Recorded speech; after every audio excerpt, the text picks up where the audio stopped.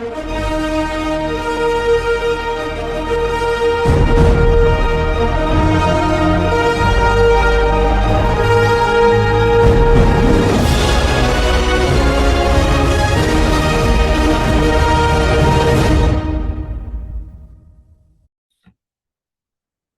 morning and welcome to the Morning Report. My name is Willie Lawson. The Morning Report is a production of fightbackmedia.com, fightbackmedia.com, fightbackmedia.com. We appreciate you being here today. Back in August, you might remember a former Doge staffer. His name was Edward Kornstein. He called himself Big Balls. Anyway, he was beat up by some kids in DC when apparently he intervened and stopped a carjacking. Someone was trying to carjack his girlfriend. Apparently, I that's kind of what I heard about the story. Well, the case has come to full arc. Um, it was attack. This attack sort of pushed President Trump to federalize DC. When the pictures came out for this, uh, it was for President Trump. It was a bridge too far, and something had to be done. This was one of Elon's boys, and something had to be done, right? So he sort of took over law enforcement in D.C. And so, in that post on Truth Social, the president wrote this: "Crime in Washington and D.C. is totally out of control. Local youth, in quotation marks, and gang members, some only 14, 15, and 16 years old, are randomly attacking, mugging, maiming, and shooting innocent citizens at the same time knowing that they will almost immediately be released. Okay. They're not afraid of law enforcement because they know nothing is ever going to happen to them. But it's going to happen now. And that's the post. Now, in true Trump fashion, um, maybe the post is over the top. Maybe it is lacking nuance and taking into certain things into account. Not like, oh, they're poor. No, because sometimes you have a lot of first time offenders, and there are a lot of programs to move kids into that work that straighten some of them out.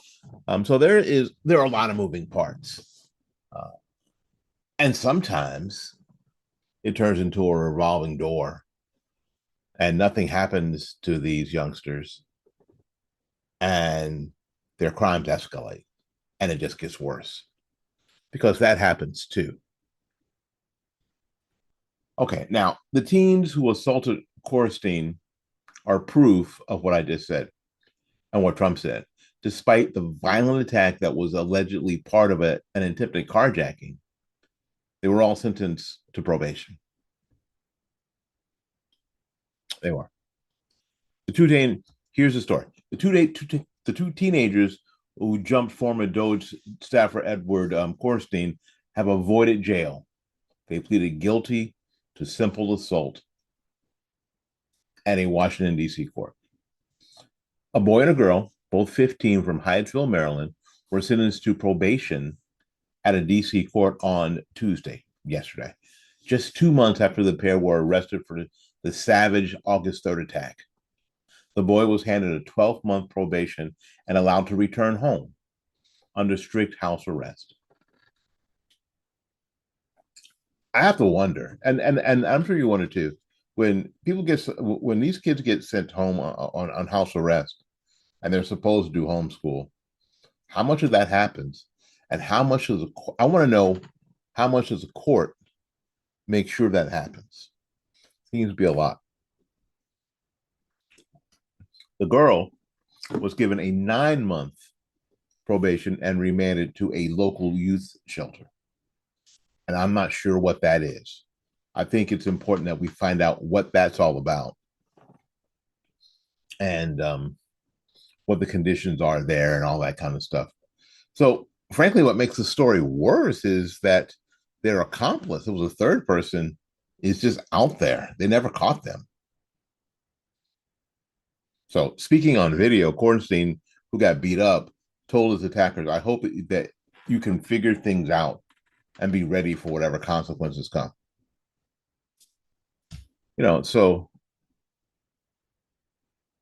This is why certain things don't get better.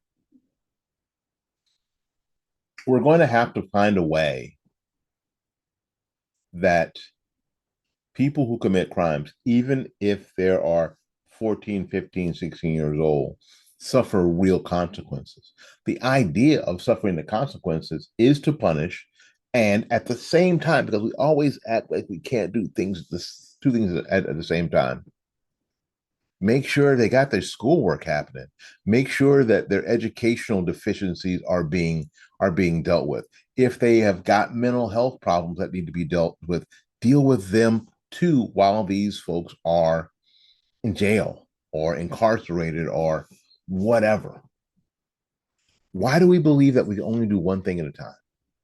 Lock them up, punish them, and then later try to deal with their educational problems, try to deal with their social problems, try to deal with all the other problems. Well, why you got them? Why you have a captive audience? Sort of makes sense to deal with it then, while they can't go out in the middle of the night, and beat beat some white boy up, take his car. Why you got him? See if you can help them.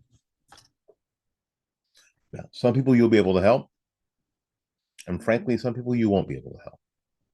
That is a stark reality of our situation in the world. Some people want help, and some people aren't interested, even at 14. That.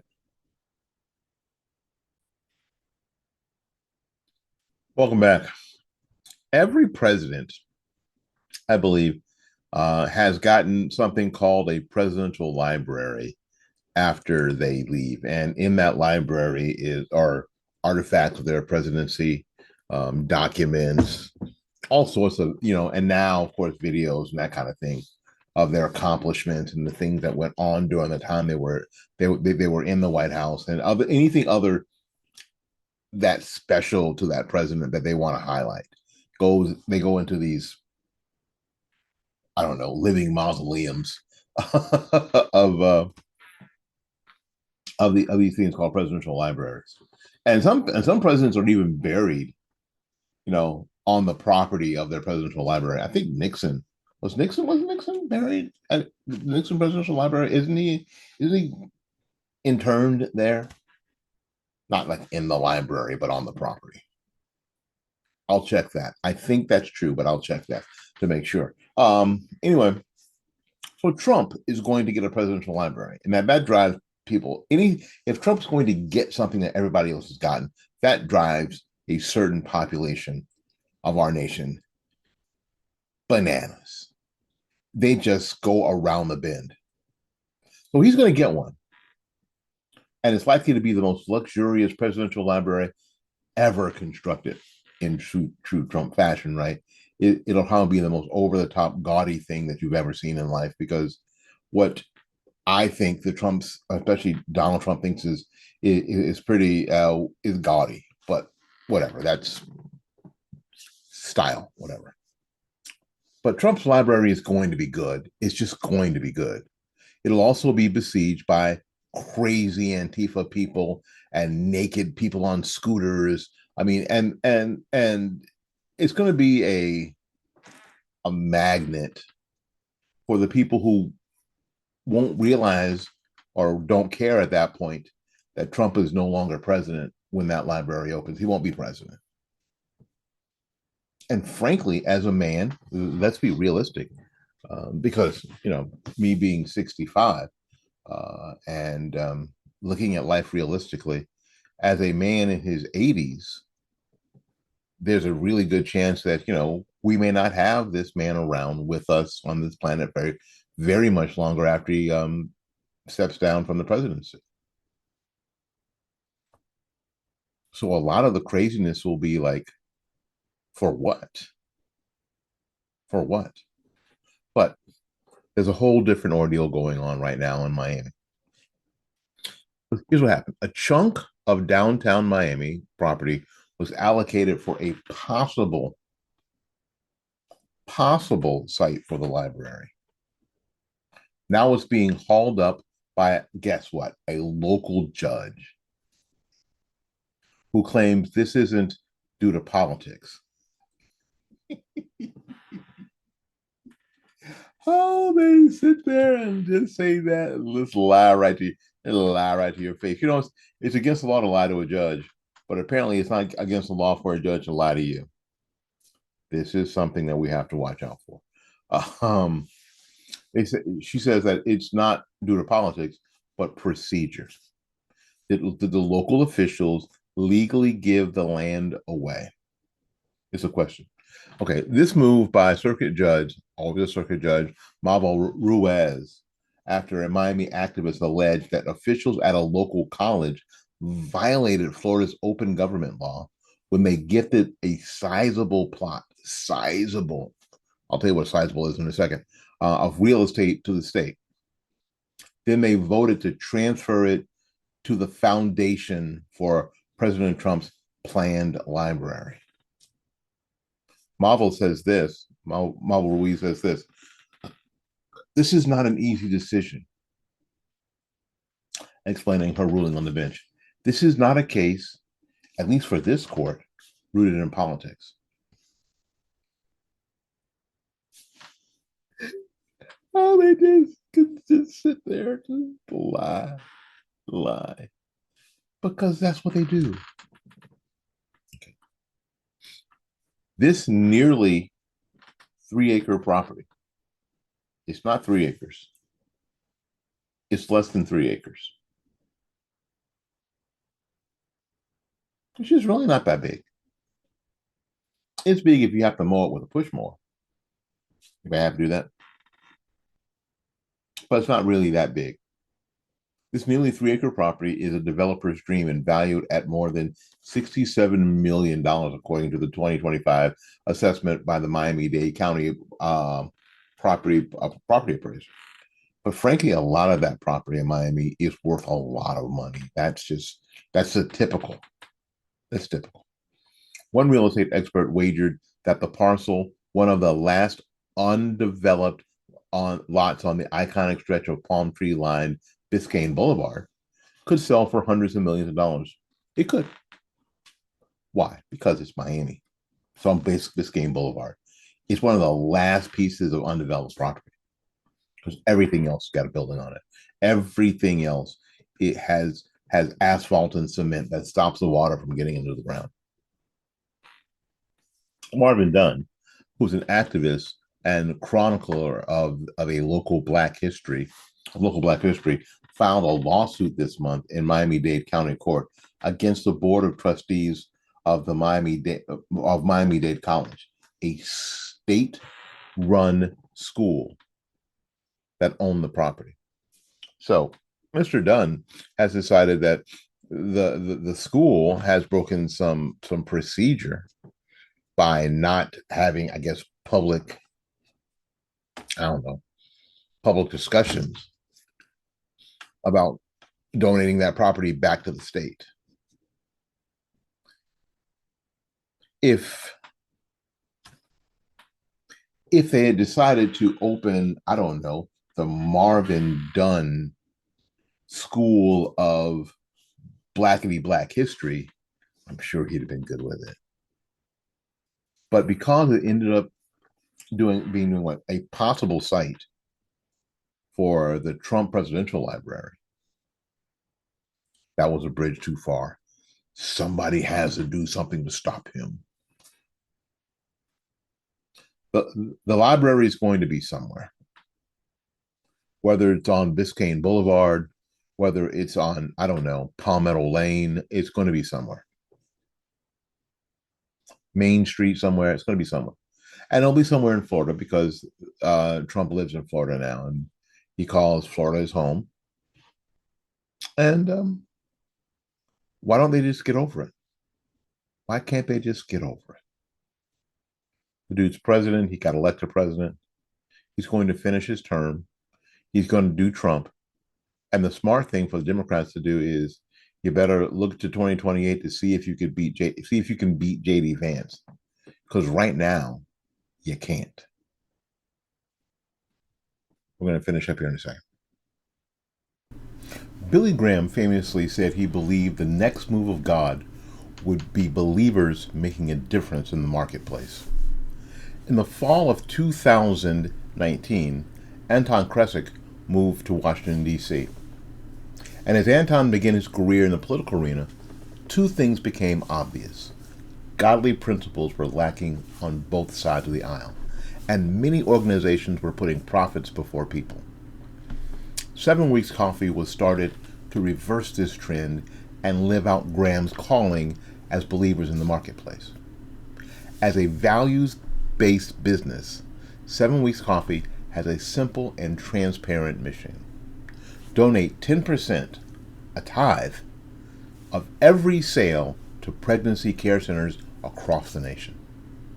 They are committed to earning your trust, not expecting it. So how do they do this?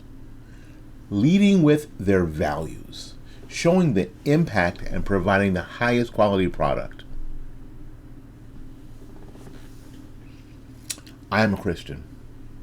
I'm conservative. And 7 Weeks Coffee unapologetically supports pregnancy care centers across the nation. Please join us by letting your coffee serve a greater purpose.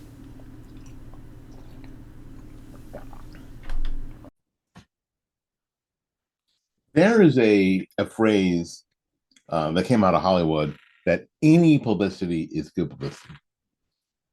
Anytime your name's out there, your face is out there in the public eye, that's a good thing. Even if it's for not such a good thing. I had never heard of, and maybe you have if you're watching from California, because we do have some people who watch this this channel from California. Amazing. Katie Porter. Katie Porter is a California gubernatorial candidate. And she's having a rough go of it here as of late because a couple of videos got out. And they always will. In the age of videos, in the age of cameras freaking everywhere, and especially if you sit in front of a camera to do an interview,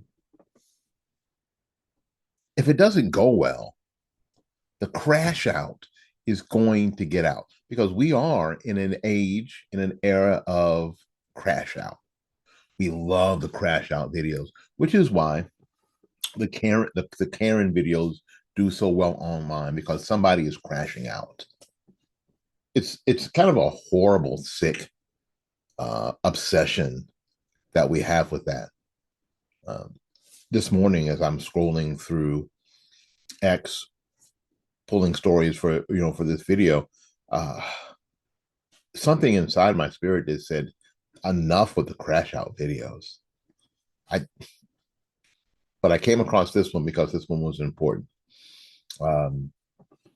There's a string of videos. There's actually two that we found. One we're not going to play because it's got vulgarity in it. The other one we are going to play. You are going to see that. So there's some videos that show this woman who wants to run for governor crashing out, being asked questions. Like, there's a lot of candidates in this gubernatorial election, and the lady who is, the news lady, the journalist, is just asking questions. Just asking questions. The same questions that she says that she's asked everybody else. And for one reason or another, or some reason, this Porter woman is just not interested in answering questions because she wants to direct the narrative. She wants to just say whatever she wants to say, and she doesn't want to have to back it up, which is so typical from people on the left. They don't have to back it up. They don't want to have to explain it. And she crashes out. So let's go ahead and watch that. What do you say to the 40% of California voters who you'll need in order to win, who voted for Trump? How would I need them in order to win, ma'am?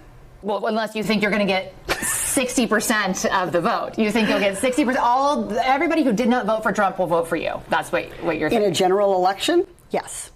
If it is me versus a Republican, I think that I will win the people who did not vote for Trump. What if it's you versus another Democrat? I don't intend that to be the case. So how do you not intend that to be the case? Are you going to ask them not to run? No, I'm saying I'm going to build the support. I have the support already in terms of name recognition. And so I'm going to do the very best I can to make sure that we get through this primary in a really strong position. But let me be clear with you. I represented Orange County.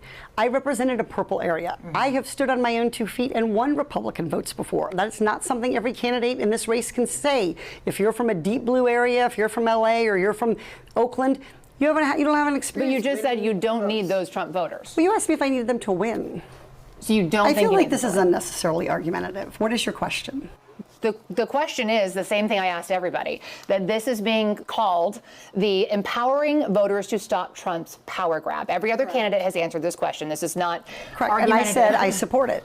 So, and the question is, what do you say to the 40% of voters who voted for Trump? Oh, I'm happy to say that. It's the do you need them to win part that I don't understand. I'm happy to answer the question as you have it written, and I'll answer it. And we've also asked the other candidates, do you think you need any of those 40% of California voters to win? And you're saying, no, you don't. No, I'm saying I'm going to try to win every vote I can. And what I'm saying to you is that Well, to those voters, okay, so you... I don't want to keep doing this. I'm going to call it. Okay. Thank you. You're not going to do the interview with us? Nope, not like this. I'm not. Not with 7 follow-ups to every single question you ask. Every other candidate has answered I don't our care. follow-ups. I don't care. I want to have a pleasant, positive conversation in which you ask me about every issue on this list. And if every question you're going to make up a follow-up question, then we're never going to get there. Ms. And we're Porter, just going to circle around. I am an investigative I have never had to do reporter. this before, ever. You've never had to have a end an conversation interview. with To end a an reporter? interview. Okay, but every other candidate has done this. What part of I'm me? I'm running for governor because I'm a leader. So I am going to make. So you're not going to answer questions from reporters? Okay, why don't we go through? I will continue to ask follow-up questions because that's my job as a journalist, but I will go through and ask these, and if you don't want to answer, you don't want to answer. So nearly every legislative... I don't want to have an unhappy experience with you, and I don't want this all on camera. I don't want to have an unhappy experience with you either. I would love to continue to ask these questions so that we can show our viewers what every candidate feels about every one of these issues that they care about. And redistricting is a massive issue. We're going to do an entire story just on the responses to that question. And I've asked everybody the same follow-up question. So what she says in another interview right afterwards is that when asked about this, she says that when she indicated that she regretted her outbursts against staff and others, she says this: when I look at those videos, I want people to know that I understand that I could have handled things better. It's not an apology. Please don't think that's an apology. I think I'm known as someone who's able to handle tough questions. That didn't show up. Who's willing to answer tough questions? That didn't show up either. And I want people to know that I really value the incredible work that my staff can do. Well, in the video that I'm not going to show you, where she starts screaming vulgarities at one of her staff people, didn't look like that. She further stated that, quote, people who know me know that I can be tough.